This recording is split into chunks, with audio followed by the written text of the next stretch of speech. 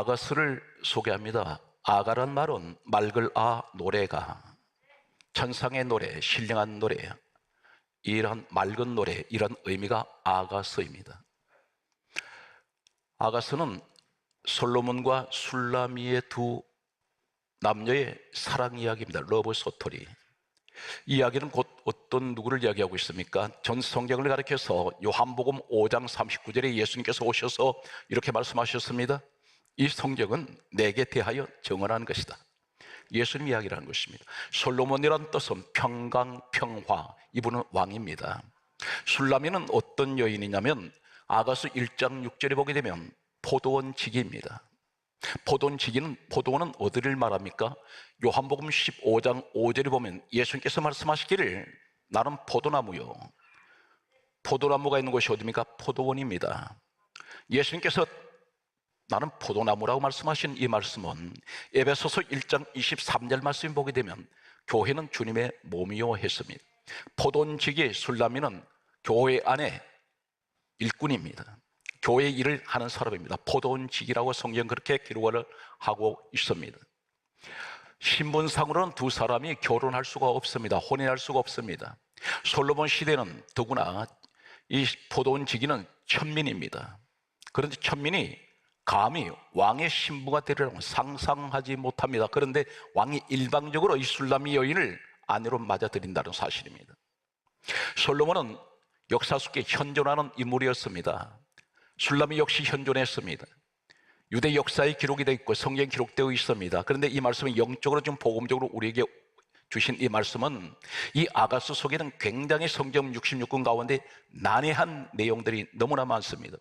여인들의 신체 부분의 전체가 다 기록이 되어 있습니다. 그런데 성령을 받지 못한 사람들이 영적으로 보지 못하면 전부 이것은 어느 에로틱한 그런 내용으로만 보게 됩니다.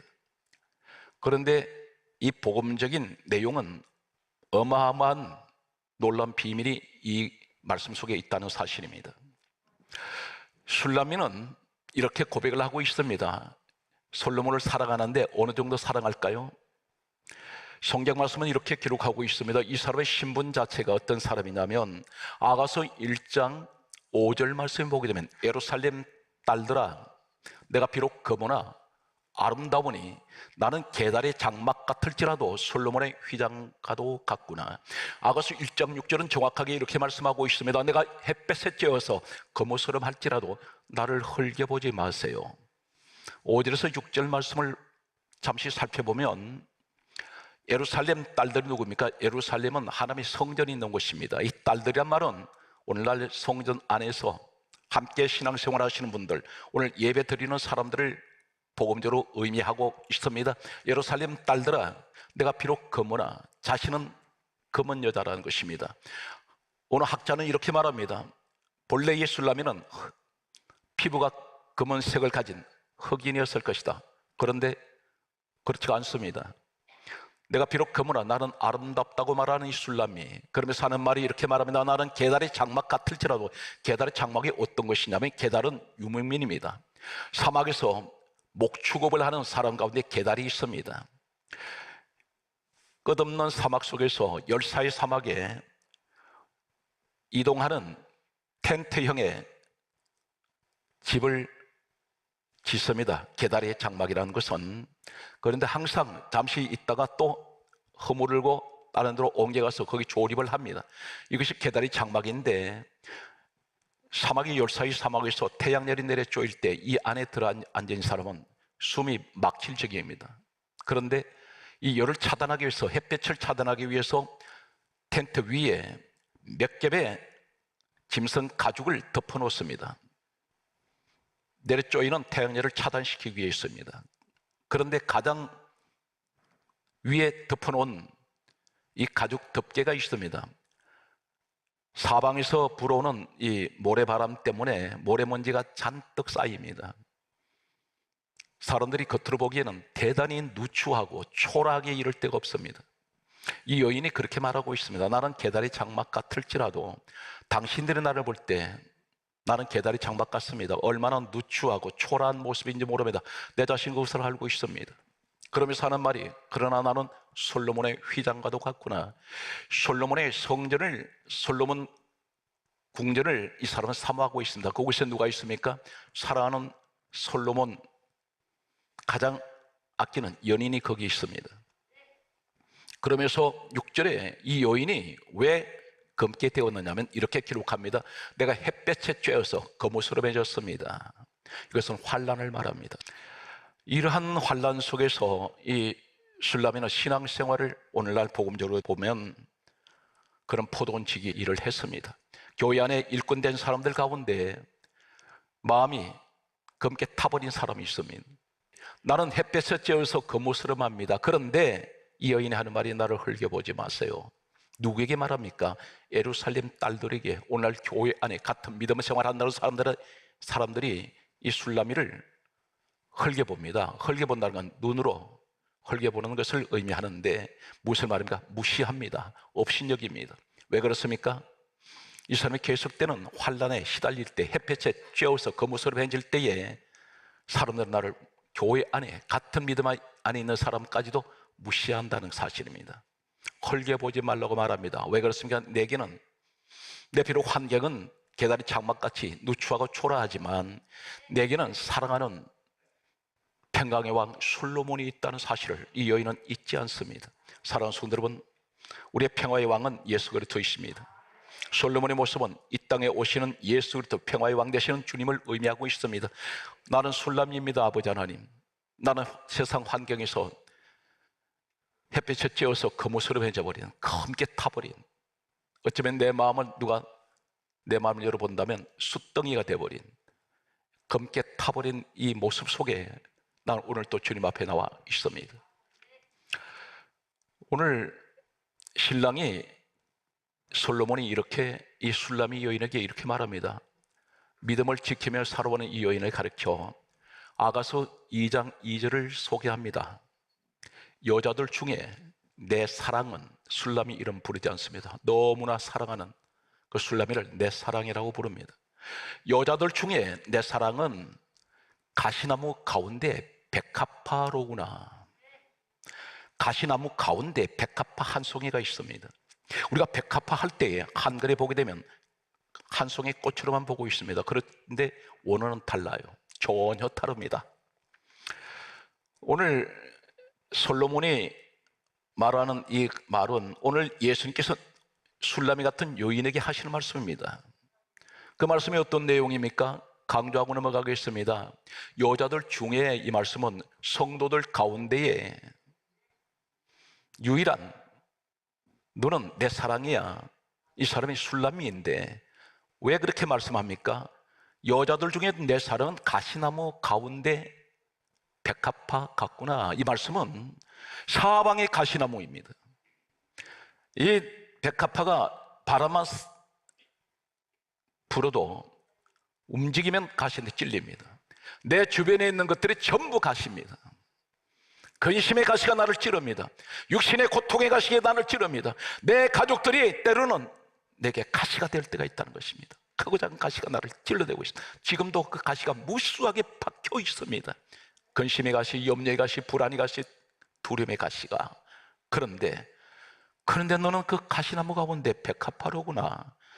오늘 신랑 되시는 예수님께서 술라미를 향하여 하시는 이 말씀은 어떤 것입니까? 백합화, 이 말은 놀랍게도 원문을 보면 슈산 이렇게 되어 있습니다. 슈산. 이 슈산이라는 말이 어디서 유래가 됐냐면 수스라는 말에서 유래가 됐는데, 이 수스라는 말이 어떤 내용이냐면 놀랍게도 이사야 61장 10절에 보면 내가 여호와로 말미암아 크게 기뻐하리니, 이 말씀이 슈서입니다. 다시 말해서 백합화란 말입니다. 내가 여호와로 말미암아 크게 기뻐하리니, 이 말씀이 슈서, 슈서에서 유래된 이 말씀은 어떤 것을 말합니까?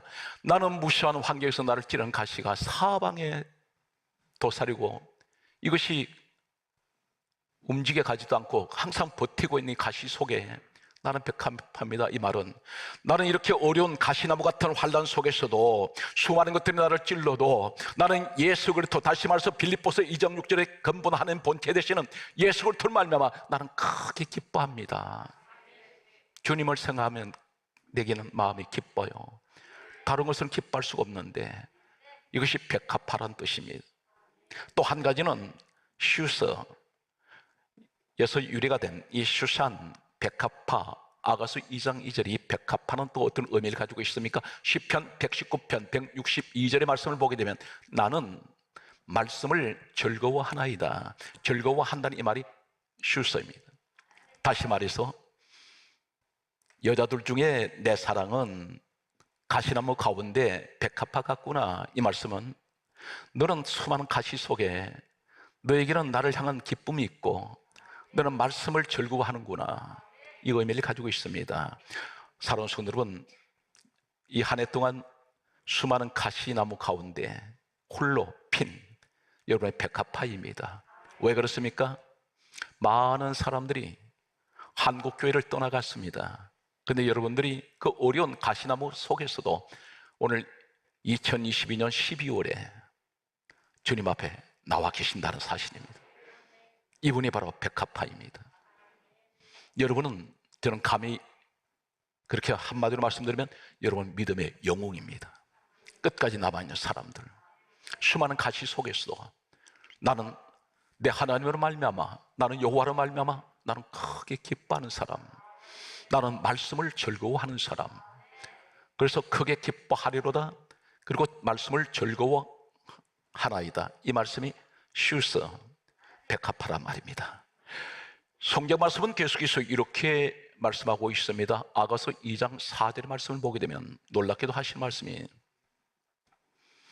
오늘 이 말씀을 듣는 사랑하는 성도들은 내가 가시나무 속에 백합화가 된다면 어떤 일이 일어날까요? 그가 나를 인도하여 잔치집에 들어갔으니 그 사랑은 내 위에 깃발이로구나. 이 말씀이 아가서 2장 4절에 정확하게 기록되어 있습니다. 아가서 2장 4절에 잔치집으로 들어가니, 잔치집이 나옵니다. 잔치집으로 들어가니 그 사랑은 내 위에 깃발이구나. 여기서 주님이 나를 데리고 가십니다. 이끌어 가신다는 겁니다. 인도라 말은 나를 이끌어 가시는데 어디로 데려갔어요? 잘 들으세요. 잔치집으로 가십니다. 그런데 우리 막연한 잔치집이 아니라 이 잔치란 말이 무슨 말일까요? 히브리어 원문을 소개하겠습니다. 야크입니다. 히브리어가 원문인데 야크, 이 잔치란 말이 야크인데 놀랍게도 이 야크가 똑같은, 이 잔치란 이 원문이 야크가 어디 있느냐면 창세기 9장 21절에 포도주, 이 말씀이 야크예요. 똑같은 히브리 원문을 씁니다. 포도주가 야크. 그러면 이 말씀이 무슨 말입니까? 잔치집이 포도주집이란 뜻입니다. 한 군데 더 말씀드리면 신명기 14장 26절 역시 여기도 포도주, 이 말씀이 야크입니다. 포도주는 뭘 의미합니까? 강조합니다. 이 성경은 내게 대하여 증언하는 것이다. 예수님께서 말씀한 성경 66권 전체는 예수 얘기란 말입니다. 그렇다면 여기에 이 포도주 집이 왜 그쪽으로 데려갈까요? 마태복음 26장 28절에 이렇게 말씀합니다. 예수님께서 말씀하시기를 포도주를 주시면서 받아 마시라. 이것은 죄 사함을 얻게 하리고 흘리는 바 나의 피, 언약의 피니라. 그래서 우리가 성찬을 할 때 포도주 마시는 것은 예수 피를 의미한다는 것입니다. 나는 예수 피로 정결하게 되는데 무엇이 정결하게 됩니까? 요한일서 1장 7절에 예수의 피가 우리를 모든 죄에서 깨끗하게 하십니다. 그래서 내가 예수 피를 상징하는 포도주를 마심으로 나의 모든 죄는 사함 받은 것을 감사하고 나는 죄 씻음 받았습니다. 이런 의미를 가지고 있습니다. 그런데 잔치집으로 데려가고 들어갑니다. 이 말씀은 포도주의 집으로, 예수 피의 집으로 데려가시는데 여기가 어딘가요? 성경 말씀은 이렇게 기록합니다. 사도행전 20장 28절에 하나님께서 자기 피로 사신 교회, 그 교회가 하나님의 피가 있는 곳이에요. 예수께서 피값으로 세워진 교회, 그것이 어디입니까? 하나님이라고 했습니다. 빌립보서 2장 6절에 그분이, 예수님이 하나님 본체가 됐어요. 그분이 하나님 본체십니다. 그리고 그분이 십자가에 죽으심으로 흘리신 피값으로 세워진 것이 교회인데 에베소서 1장 23절을 강조합니다. 교회는 주님의 몸이요. 사랑하는 성도 여러분, 주목합니다. 코로나 바이러스 이제 내년에 들어가면 완전히 완화가 되고 코로나 바이러스는 종식됩니다. 그런데 약 3년 동안에 타성이 젖어버려 가지고 교회 문턱을 넘어 못하는 신앙을 가진 분들이 있습니다. 한 가지 기억하십시오. 성경을 소개합니다. 계시록 11장 1절과 2절을 보게 되면 요한계시록은 성경 66권 마지막입니다. 더 이상 나갈 데가 없습니다. 이것은 마지막 때에 관한 말씀인데 하나님이 보호하는 사람이 있고 버려버린 사람이 있어요. 내버려 둬버리라. 요한계시록 11장 1절에 성전과 제단과 그 안에서 경배하는 자, 예배하는 자, 어디요? 성전 안에. 성전 안에 제단이 있습니다. 그 안에 경배하는 자는 청량하라, 보호하세요. 그런데 2절에 놀랍게도 성전 바깥 마당은 그냥 두라. 이방인에게 내어줬은즉 42달 동안 짓밟히리라. 이방인은 세상에 내버렸다는 것입니다. 어디에? 성전 밖에 마당 신자입니다. 성전 안으로 들어오지 않을 때 마당 신자가 된다는 사실이에요. 그러니까 하나님이 1절, 2절에 보게 되면 보호하는 사람이 있고 그냥 내버려 둬버리는 사람이 있습니다. 성전 그대로입니다. 성전 안으로 들어오셔야 돼요. 성전 예배가 있어야 됩니다.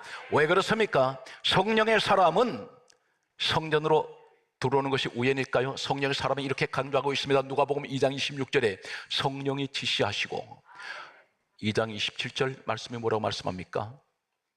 성령의 감동으로 성전에 들어가게 하십니다. 성전 신앙이 되셔야 됩니다. 오늘 그런데 여기에서 잔치집으로 들어왔습니다. 그런데 깃발을 세워놓습니다. 이 아가스의 성경 배경은 그 문화가 유대 문화입니다. 유대인들은 결혼을 하게 되면 혼인잔치가 있을 때는 일주일 동안 깃발을 그 집에서 높이 장대 높이 달아놓습니다. 이 사인이 무슨 사인이냐면 이 집은 혼인잔치하는 집입니다 뜻입니다.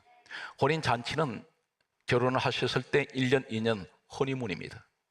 신혼의 아름다운 시절이 있었습니다. 바로 무엇을 말합니까?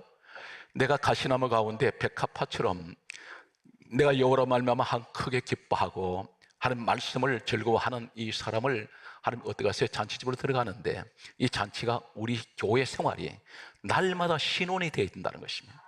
여기는 기쁨이 있습니다. 그래서 깃발을 세워놓습니다. 오늘 여기 2장 5절에 이 여인이 무엇을 의지할까요? 이렇게 고백합니다. 너희는 내게 검포도로 나를 돕고 사과로 나를 시원하게 하라. 내가 사랑함으로 병이 났음이라. 이렇게 말합니다. 여기서 검포도를 가지고 나를 도와달라. 누구에게? 주변 사람들에게. 너희는 검포도로 나를 돕고, 이 말씀이 무슨 의미를 가지고 있느냐면 포도는 완전히 물기가 다 빠졌을 때에 바싹 말라버린 포도가 검포도입니다. 요한복음 15장 5절에 예수님 말씀합니다. 나는 포도나무요. 그런데 포도나무에서 나오는 열매, 생명의 열매가 되겠습니다. 여기 물기가 다 빠진 그 모습이 누구예요? 예수님 십자가에서 물과 피를 다 쏟았습니다. 이분이 검포도 같은 분이에요. 완전히 말라버렸습니다. 이 술람이 여인이 잔치집 때는 오늘날 성전 예수 그리스도 안에 들어와서 교회 생활하면서 무엇을 가지고 나를 도와달라 그러냐면 바로 십자가에서 물과 피를 다 쏟으신 검포도 같은 예수 그리스도를, 십자가를 통해서 나를 도와달라고 한 말합니다. 이 말이 무슨 말이냐면 나는 십자가 소리를 듣기 원하고 나는 주님만을 의지하며 그 검포도로 나를 도와달라. 이 말은 바로 고린도전서 1장 18절에 십자가의 도는 구원을 받는 모든 사람에게는 하나님의 능력이라. 이 십자가는 어떤 것입니까? 예수님의 십자가는 사방곳에 이기신 십자가. 예수의 십자가는 어떤 것입니까? 죽음을 이기신 십자가. 이 십자가는 어떤 것입니까? 모든 죄인들의 죄를 사하는 십자가. 이 십자가는 어떤 것입니까? 마귀 권세를 이기신 십자가입니다. 십자가를 의지합니다. 이 모습이 바로 성령 받은 사람들은 사도행전 5장 42절에 이렇게 말씀합니다. 성령 받았던 초대교인 사람들이 이렇게 말합니다. 날마다 성전에 있든지 집에 있든지 예수 그리스도는 그리스도라 가르치기와 전도하기를 거치지 아니하니라. 여기 성경에 딱 한 가지가 나옵니다. 모였다면 성전에 있든지 집에 있든지 예수는 그리스도라 가르친다 했습니다. 바로 십자가 이야기를 합니다. 입만 열면 예수 이야기, 하는 말들, 주고받는 말은 예수 그리스도는 은혜의 이야기, 십자가 이야기, 십자가에 죽으시고 나를 구원하시고 살리신 그 은혜 이야기만 한다는 것입니다. 이것이 바로 술람이의 모습입니다. 2장 6절에 이렇게 말씀합니다. 술람이가 하는 말이, 그가 왼팔을 내 머리에 고이고 오른팔로 나를 안는구나. 이 사람 누구인가요? 이 술람이는 가시나무 속에 백합화였습니다. 오직 여호와로 말미암아 한 크게 기뻐하는 사람, 그러면서 말씀을 즐거워하는 이 여인, 백합화 슈서, 이 여인이 주님이 안으세요. 2장 6절에 이렇게 기록합니다.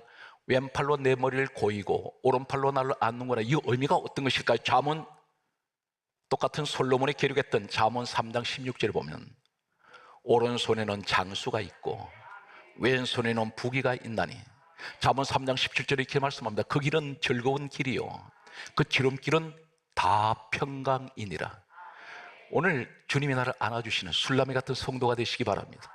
그래서 늘 장수하시고 부귀의 역사가 있는 이 축복이 있길 바랍니다. 성경 말씀은 계속해서 이렇게 기록하고 있습니다. 아가서 2장 7절 말씀에 보게 되면 다음같이 말하고 있습니다. 여기서 술람의 솔직한 고백이 소개되고 있습니다. 예루살렘 딸들아, 내가 노루와 들사슴으로 너희에게 부탁한다. 내 사랑이 원하기 전에는 흔들지 말고 깨우지 말지어니라.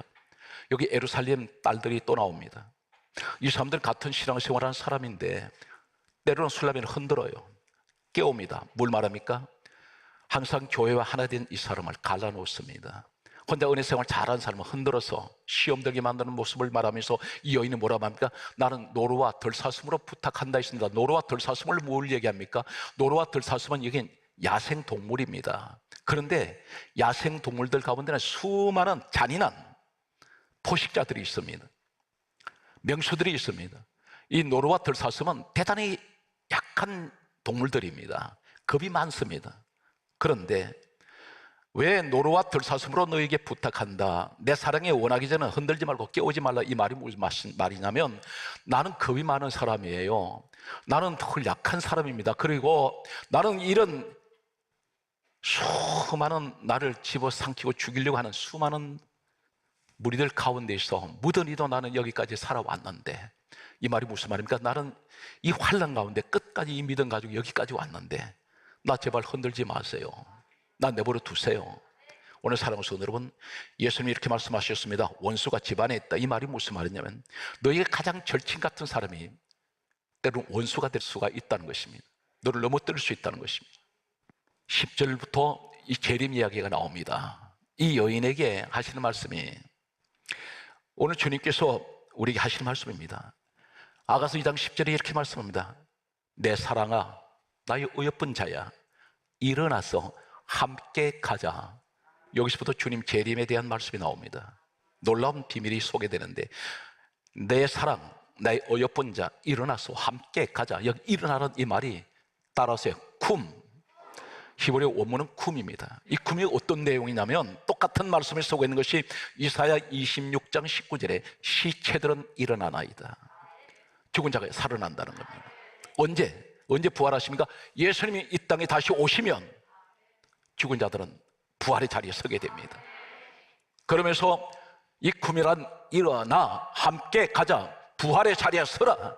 오늘 이 말씀은 시체들은 일어나나이다. 이 말이 같은 쿰인데, 또 한 군데를 말씀드리면 이사야 44장 26절에는 복구시키리라. 이 복구한다는 말이 무슨 말이고, 원상태로 다시 회복시킨다는 것입니다.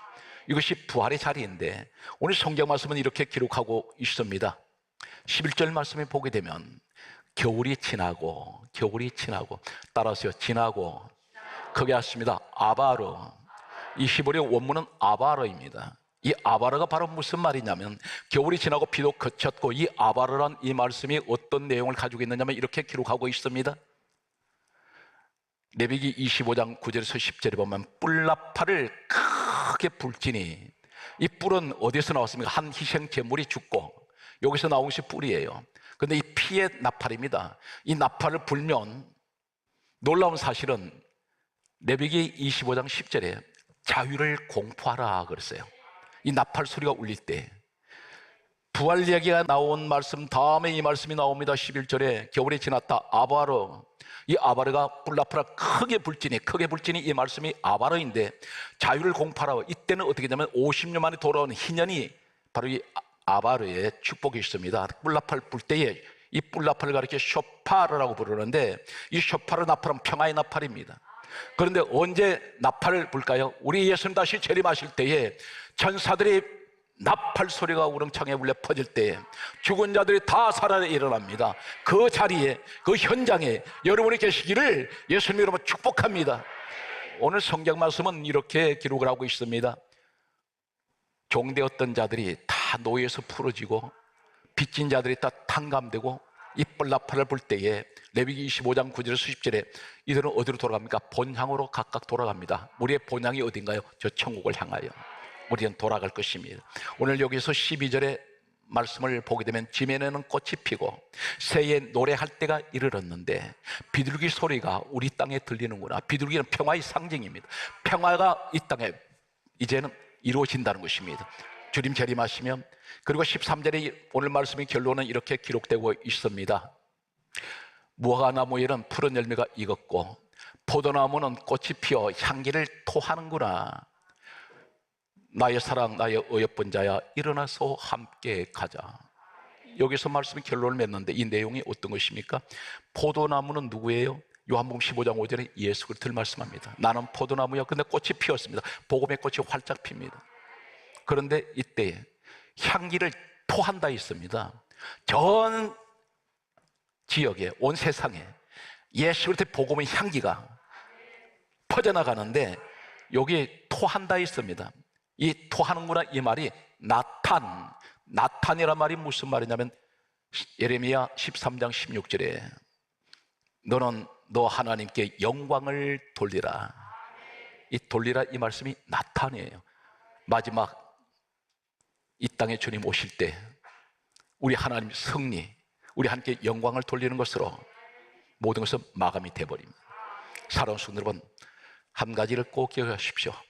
지금 가시나무 가운데 계신 우리 성도 여러분, 백합화가 되십시오. 오직 하나님만 의지하고 말씀을 늘 즐거워하는 우리 성도 여러분들이 바로 믿음의 영웅입니다. 범사에 하나님 큰 축복이 함께 하시기를 주의 이름으로 축원합니다.